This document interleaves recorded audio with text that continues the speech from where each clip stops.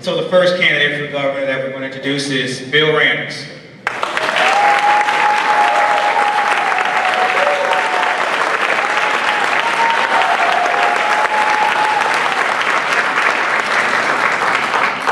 Good to be back in St. Charles. It feels like my second home. I'm here so much. I'll tell you, there's not a county in the state more motivated than this county to make a difference, and I thank you for that. You know, this is an election that's different. This is an election that maybe we've seen one like it in our lifetimes, 1980. An election about very big things. This isn't about changing personnel. This isn't about what letter a politician wears on his chest. It's about the nature of our country. And I'll tell you something, I'm going to talk a little bit today about how I think Republicans get it wrong in our talking points. Because I keep hearing that the economy is the issue in this campaign, and it is not. The economy is not the disease. The economy is the symptom. The disease is the loss of our freedom. That's what we're saying.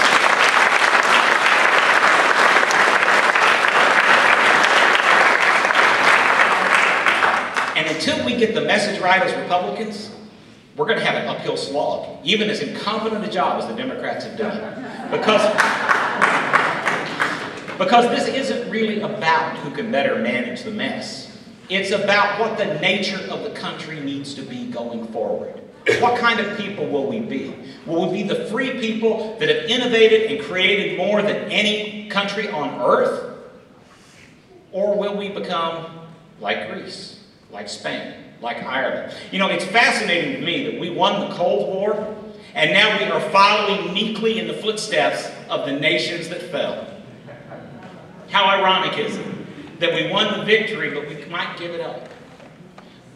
I hear a lot of politicians say this election cycle, I'm worried the next generation will be the first generation less prosperous than the one before it.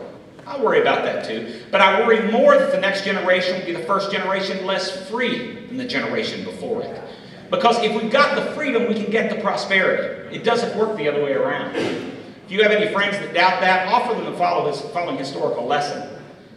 You know, we were thrown out of most of the respectable countries around the world when our nation was put together. We weren't the best and the brightest, and we didn't have the best assets at our fingertips. But within one generation of the establishment of the United States Constitution, the United States of America had the highest standard of living on earth. Why? Freedom.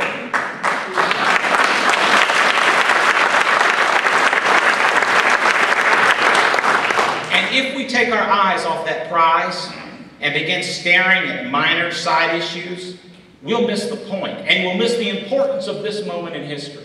We are losing our freedom at the fastest rate we have ever seen. You know, it's Memorial Day weekend. I think it would be a crying shame if the freedom that was purchased for us in blood on the battlefield were lost in a sea of red ink. If we allowed the freedom that people fought and died for to be strangled by red tape. We're not going to let that happen, are we? No. I heard one consultant say to me not long ago, you know, this election is about jobs, jobs, jobs. And I thought, you're only right if you mean eliminating the jobs of Barack Obama, Claire McCaskill, and Jay Nixon.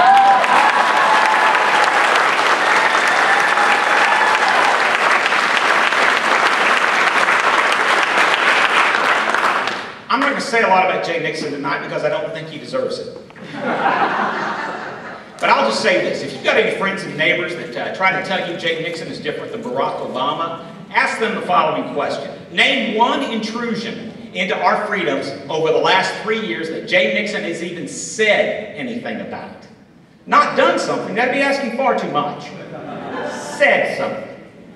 And if you're not part of the solution these days, you're part of the problem.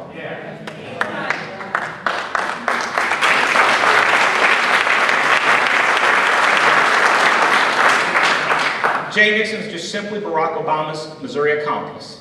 The Chicago way has moved west to Jefferson City, and we have to unearth it. But we have to get our ducks in a row. And my friends, we don't need career politicians in the governor's office, but likewise, we don't need to adopt Democratic talking points. We don't need slogans like jobs or jobs bills. There's no such thing, is there? We've spent about $7 trillion if you add the stimulus and TARP and the auto bailouts and the machinations of the feds to create jobs. Where are the jobs? They're not there because government can't create them. Government has to get out of the way and let the private sector work. And that's the lessons politicians don't want to learn. And we don't need someone to better manage the mess.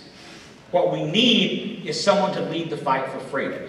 I challenge you that when you go decide who your nominee for Republican governor is going to be, ask yourself the following question. Who would you like to see on the stage debating Jay Nixon? Who would you like to see standing up to the Democratic press and the media? Who would you like to see leading this state's fight for freedom? Because that's job one of the next governor. It's not managing the mess, it's not being a CEO, it's being a fighter for this state.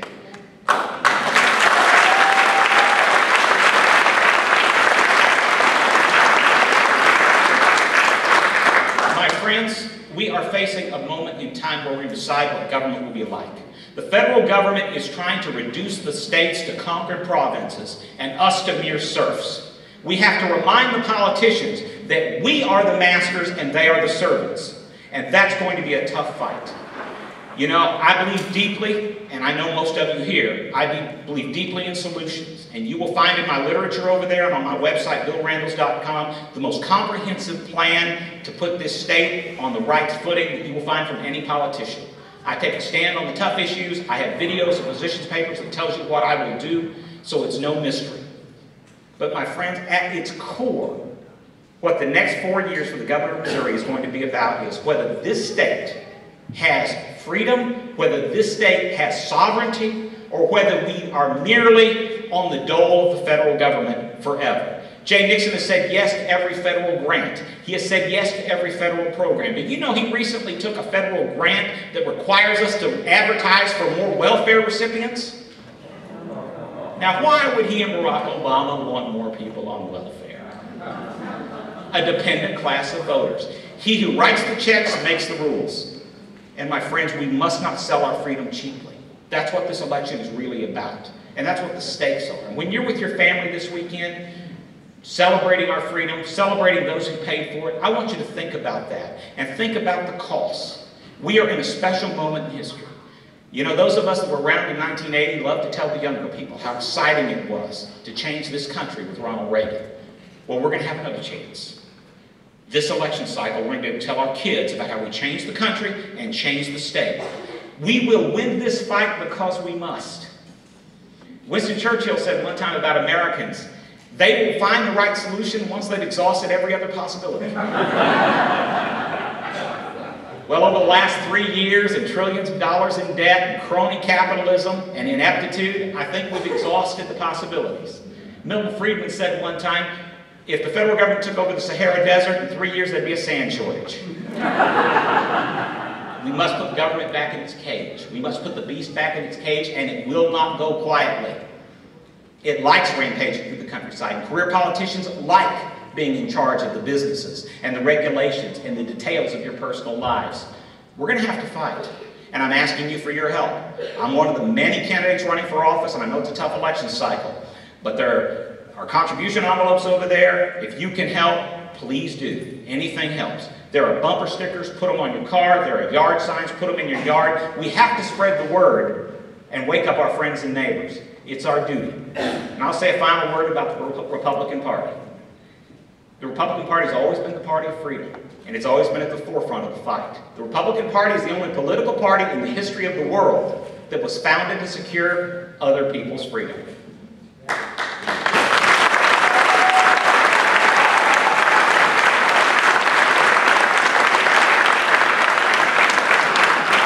Don't let the media, don't let the Democrats rob you of your heritage. No party has such a proud history, and few parties have as shameful a history as the Democratic Party. But we're called to the same kind of struggle that our founders were. They were willing to lay at risk their reputations, their fortunes, and in many cases their very lives. We won't be asked for that much, but we're going to have to fight for freedom, and we're going to have to fight hard. I'm asking you to join me in that fight. My name is Bill Randles. I'm running for governor, and I'm asking for your help. Thank you.